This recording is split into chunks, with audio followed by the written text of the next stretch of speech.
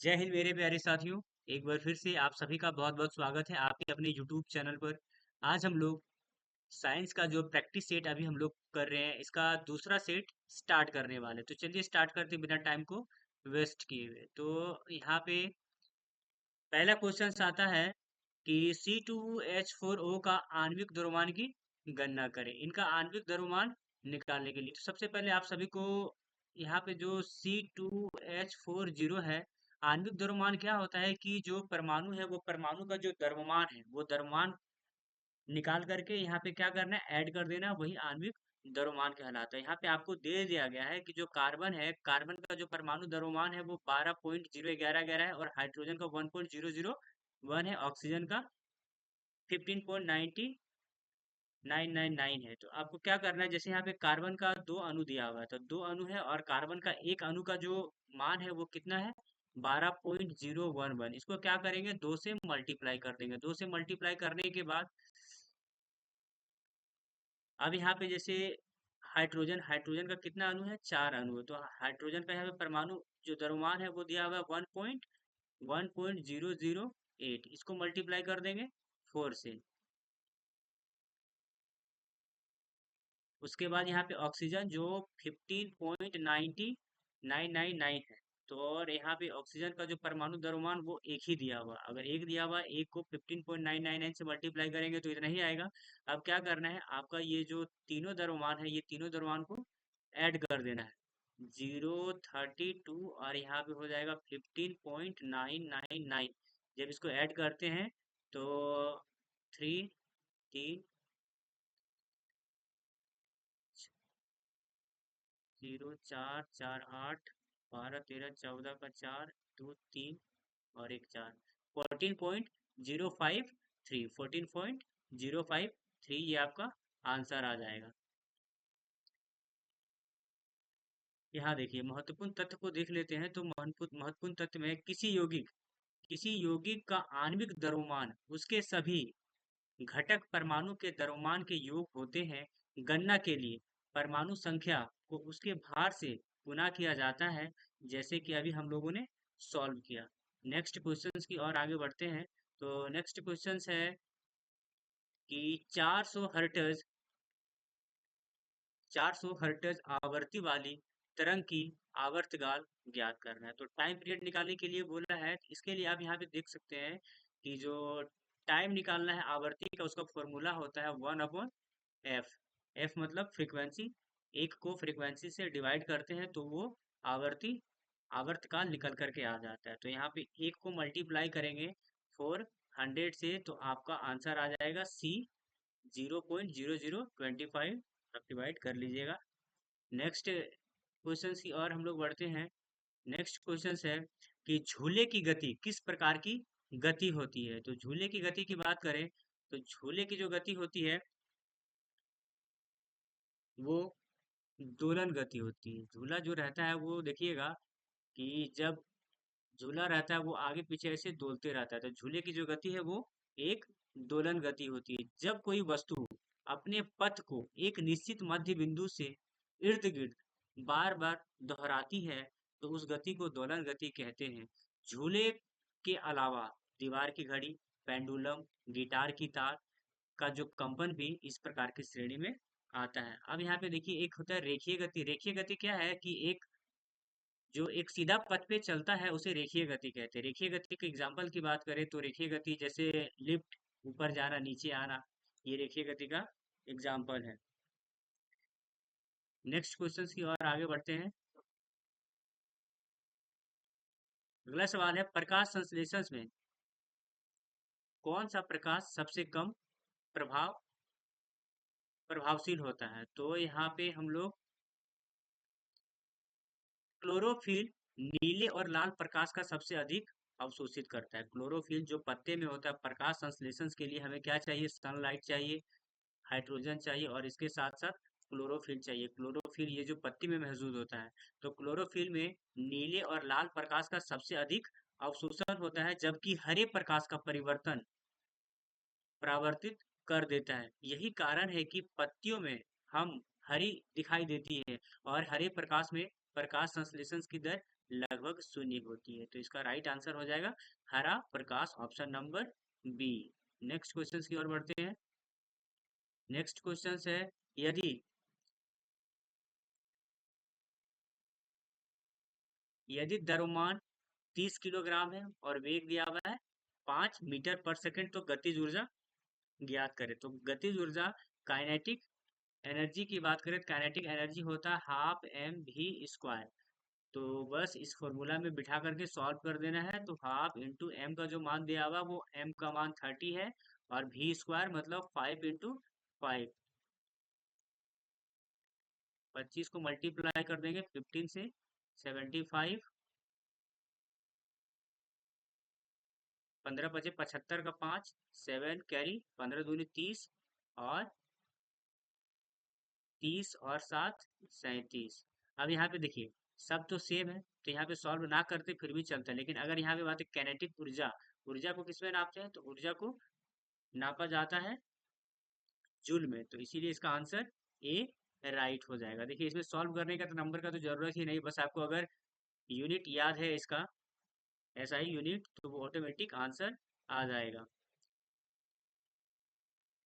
गतिज ऊर्जा का जो सूत्र है हाफ एम वी स्क्वायर होता है, जहाँ वेग वर्ग और ऊर्जा की गहराई गहरा प्रभाव डालता है। ऊर्जा हमेशा जूल, ऊर्जा को जूल में नापा जाता है, जबकि बल को न्यूटन में और शक्ति को वाट में हम लोग मेजरमेंट करते हैं।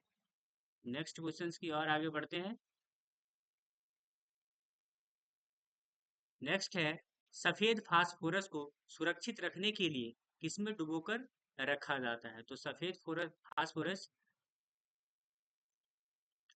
सफेद फास्फोरस को रासायनिक रूप से बहुत अधिक सक्रिय होते हैं, और वो हवा के संपर्क में आते ही स्वतः जल उठता है। क्योंकि यह पानी के साथ कोई भी अभिक्रिया नहीं करती है, पानी में ऑक्सीजन को इससे दूर रखता है, इसलिए इसे जल के नीचे रखा जाता है। तो यहाँ क्या जाता है, फास्फोरस को सुरक्षित किस में रखेंगे, तो जल में रखेंगे, option number C is the right answer.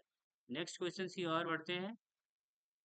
समसूत्री विभाजन, समसूत्री विभाजन, तो समसूत्री विभाजन में कौन सा घटक नहीं होता है, तो जीन विनियम या क्रॉसिंग ओवर की प्रक्रिया केवल अर्धसूत्री विभाजन में होता है, जिससे संतानों में भिन्नता पैदा होती है। समसूत्री विभाजन का मुख्य उद्देश्य शरीर की वृद्धि करना और एक जनन कोशिका से दो समान प्रतियाएं बनाना होता है। तो यहाँ पे आपका आंसर ऑप्शन नंबर सी क्या हो जाएगा, जीन विनियम। समसूत्री विभाजन में ये घटक नहीं होती है। नेक्स्ट क्वेश्चन है, मनुष्य की लंबाई और त्वचा का रंग किस प्रकार का लक्षण होता है। तो मनुष्य की लंबाई और त्वचा का जो रंग है वो बहुजनीय लक्षण होता है। बहुजनीय लक्षण वे होते हैं जो किसी एक जीन को बजाय कई अलग अलग जीनों के समूह और पर्यावरण के मिले जुले प्रभाव से निर्धारित होता है। इसमें लक्षणों का वितरण निरंतर होता है, जैसे बहुत छोटा या फिर बहुत लंबा। तो option number B is the right answer. Next question की ओर बढ़ते हैं।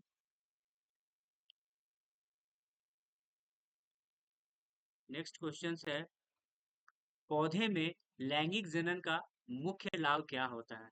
तो पौधे में अगर बात करें लैंगिक जनन का, तो मुख्य भाग वो होता है कम समय में अधिक संख्या में प्रजनन करना। तो लैंगिक जनन, पौधे में अलैंगिक जनन, सॉरी, जो स्तनधारी है उसमें लैंगिक जनन होता है, लेकिन पौधे में बात करें तो वो अलैंगिक जनन होता है। अलैंगिक जनन से क्या होता है कि कम समय में अधिक संख्या में प्रजनन हो जाता है। अलैंगिक जनन में परागम निषेचन या बीजों के बनने का इंतजार नहीं करना पड़ता है, इसलिए यह लैंगिक जनन के तुलना में काफी तीव्र होता है। यही प्रक्रिया बागवानी में पौधे की संख्या कम समय में बढ़ने के लिए बहुत उपयोगी होते हैं। तो ऑप्शन नंबर सी।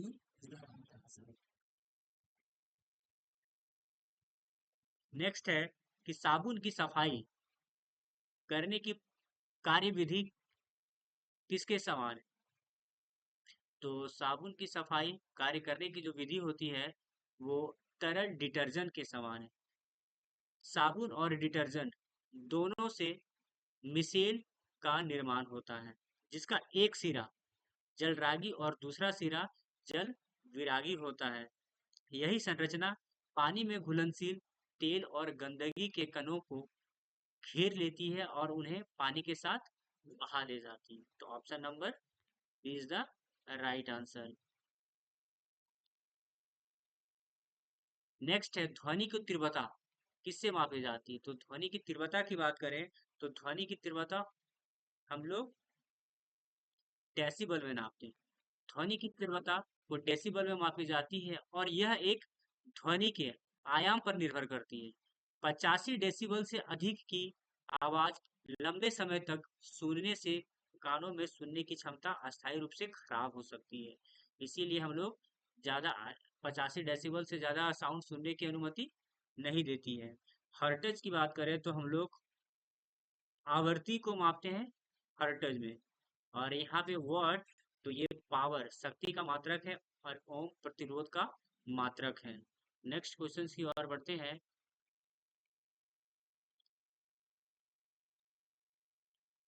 नेक्स्ट क्वेश्चन से कोशिका का आत्मघात की थैली किसे कहते हैं? तो यहाँ पे हम लोग लाइसोसोम, लाइसोसोम को कोशिका के आत्मघात की शैली कहते हैं। लाइसोसोम की शक्तिशाली पाचन एंजाइम होता है जो एक कोशिका के बाहरी कचरे को पचाता है। यदि कोशिका गंभीर रूप से क्षतिग्रस्त हो जाती है तो लाइसोसोम फट जाता है और अपने ही कोशिका को पाचन कर देता है। और बाकी यहाँ पे देखें तो माइक्रोकॉन्ड्रिया है ना, जिसे हम लोग पावर हाउस बोलते हैं। नेक्स्ट क्वेश्चन की ओर बढ़ते हैं। तो नेक्स्ट क्वेश्चन है कि पृथ्वी की भूपट्टी पर सबसे प्रचुर मात्रा में मिलने वाला धातु। तो पृथ्वी की भूपट्टी है, सबसे प्रचुर मात्रा में मिलने वाला जो धातु है वो एल्युमिनियम है। भूपट्टी की बात कर रहे हैं तो आप लोग ध्यान रखिएगा, भूपट्टी की बात करें तो एल्युमिनियम होगा, लेकिन पृथ्वी में सबसे अधिक मात्रा में पाए जाने वाला धातु की बात करें तो वो लोहा हो जाएगा। पृथ्वी की ऊपरी परत एल्युमिनियम लगभग 8% मात्रा में पाई जाती है, जो इसे सबसे प्रचुर धातु बनाता है। हालांकि पूरे पृथ्वी के द्रव्यमान की बात करें तो लोहा सबसे अधिक मात्रा में उपलब्ध होता है। नेक्स्ट क्वेश्चंस की ओर बढ़ते हैं। नेक्स्ट क्वेश्चन है कि रक्त का थक्का, ब्लड क्लोटिंग जमाने में से कौन सा विटामिन की सहायता होती है? तो रक्त थक्का जमाने के लिए विटामिन के सहायक होती है। विटामिन के रक्त में प्रोथ्रोम्बिन जैसे प्रोटीन का निर्माण के लिए आवश्यक है, जो खून को जमने जमाने में मदद करती है। इसकी कमी होने पर चोट लगने पर अत्यधिक रक्तस्राव का खराब हो जाता है। और विटामिन ए की कमी से रतौंधी बीमारी हो जाता है। और विटामिन ए का जो मुख्य स्रोत है वो गाजर है। विटामिन सी की कमी होने से स्कर्वी रोग होता है, दांत का जो सड़ता है विटामिन सी। और इसका जो सोर्स की बात करें तो वो आंवला है। विटामिन ई बाल का झड़ना या फिर जनन क्षमता कम हो जाना वो विटामिन ई की कमी से होता है। नेक्स्ट हम लोग क्वेश्चंस की ओर बढ़ते हैं। तो नेक्स्ट क्वेश्चन है कि वायुमंडल में नाइट्रोजन का प्रतिशत कितना है? तो वायुमंडल की बात करें तो नाइट्रोजन का प्रतिशत टोटल 78% है, और ये 21% ऑक्सीजन है और 0.0% कार्बन डाइऑक्साइड है। तो वायुमंडल में सबसे बड़ा हिस्सा नाइट्रोजन 78% है, जो मिट्टी की उर्वरता और प्रोटीन का निर्माण के लिए जरूरी होता है। ऑक्सीजन दूसरे स्थान पर है। ऑक्सीजन को प्रतिशत की बात करें तो 21% है, और ऑक्सीजन का कार्य हम सांस लेने में करते हैं। और कार्बन सबसे कम है, 0.003%। तो कार्बन का भी पूछता है तो इसे आप याद रखें। नेक्स्ट क्वेश्चन की ओर बढ़ते हैं। तो नेक्स्ट क्वेश्चन है प्रकाश की चाल।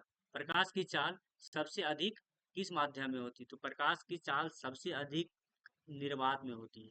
तो निर्वात में प्रकाश की मार्ग में कोई बाधा नहीं होता है, इसलिए चाल वह अधिकतम होती है। प्रकाश की चाल की बात करें तो 3 × 10⁸ मीटर पर सेकेंड होती है।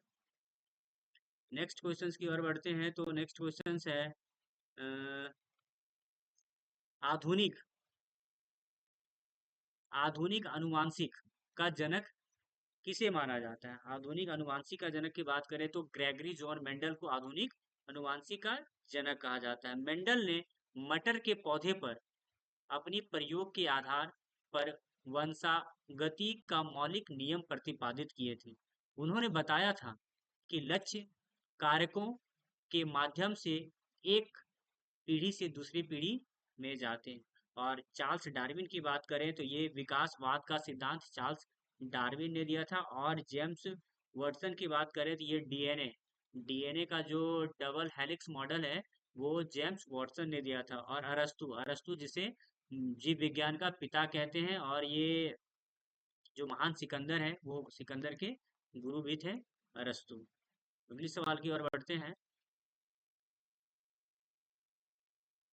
अगला सवाल है कि लाफिंग गैस का रासायनिक नाम क्या है? तो लाफिंग गैस का रासायनिक नाम की बात करें तो नाइट्रेट ऑक्साइड है, N2O। तो नाइट्रेट ऑक्साइड सूंघने और हल्का नशा और हंसी का अनुभव होता है। तो डेंटिस्ट या डॉक्टर है, इनका प्रयोग सर्जन के दौरान एनेस्थीसिया मतलब बेहोशी के एक भाग के रूप में करता है। नेक्स्ट क्वेश्चन है, अगला सवाल है, बर्फ का सूखा बर्फ का वास्तव में क्या है? तो सूखा बर्फ की बात करें तो सूखा बर्फ है वो ठोस कार्बन डाई ऑक्साइड होता है। ठोस कार्बन डाई ऑक्साइड को सूखा बर्फ इसलिए कहा जाता है क्योंकि यह पिघलने पर गीला नहीं करता, बल्कि सीधा गैस में बदल जाता है। इसका उपयोग भोजन को ठंडा करने और कृत्रिम कोहरा बनाने के लिए किया जाता है। तो ऑप्शन नंबर बी इसका सही जवाब हो जाएगा। अगले सवाल की ओर हम लोग बढ़ते हैं।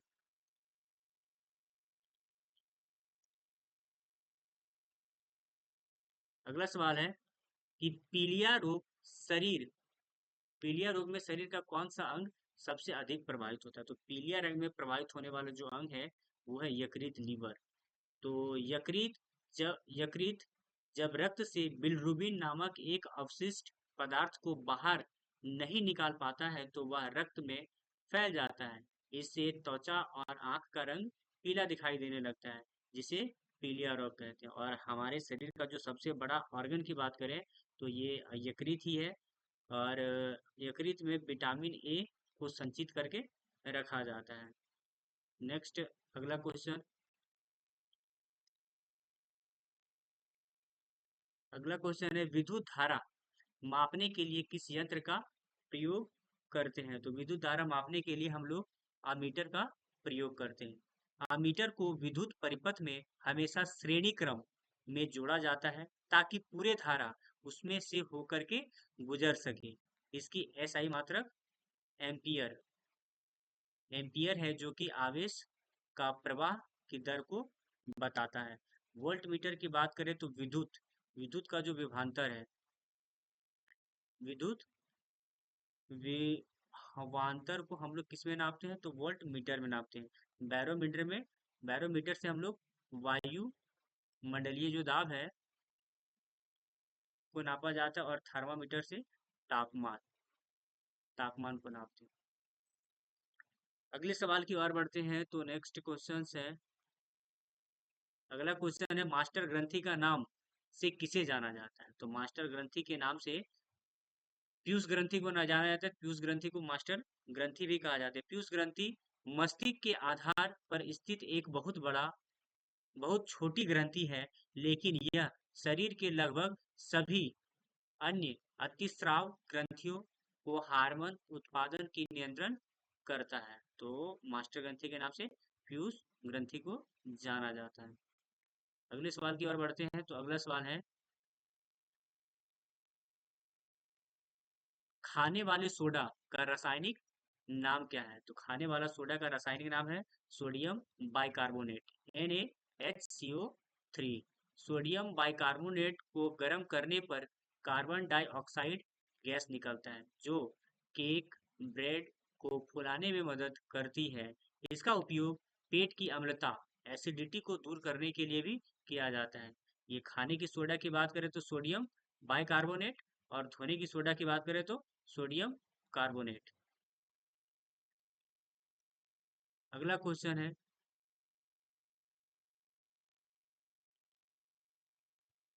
रिक्टेस बीमारी किस विटामिन की कमी से होता है? रिक्टेस बीमारी है ये विटामिन डी की कमी से होता है। विटामिन डी हड्डियों के कैल्शियम सोखने में मदद करती है। इसकी कमी से बच्चों की हड्डियां नरम और कमजोर कमजोर होकर मुड़ने लगती है। सूर्य की रोशनी विटामिन डी का सबसे मुख्य प्राकृतिक स्रोत है।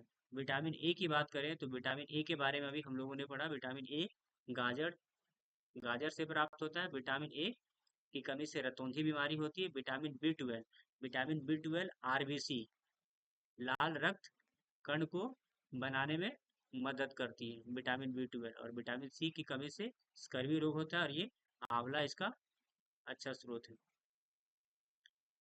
अगले सवाल की ओर बढ़ते हैं। अगला सवाल है, मानव हृदय मानव हृदय में कुल कितने कक्ष होते हैं? चेम्बर की बात करें तो मानव हृदय में टोटल 4 कक्ष होते हैं। मानव हृदय में 2 आलिंद होते हैं जो ऊपरी कक्ष कहलाता है, और 2 निलय होते हैं जो निचला कक्ष होता है। यह 4 कक्षीय संरचना शुद्ध शुद्ध मतलब क्या, जिसमें ऑक्सीजन युक्त रक्त रहता है उसको शुद्ध रक्त बोलते हैं, और अशुद्ध जिसमें कार्बन डाइऑक्साइड रहता है उसे अशुद्ध रक्त बोलते हैं। रक्त को एक दूसरे से मिलने से रोकती है, जिसमें शरीर का अधिक ऊर्जा मिलता है। अगले सवाल, ये आज का आखिरी क्वेश्चन था। वीडियो अच्छा लगे तो लाइक करें। मिलते हैं नेक्स्ट वीडियो में। जय हिंद।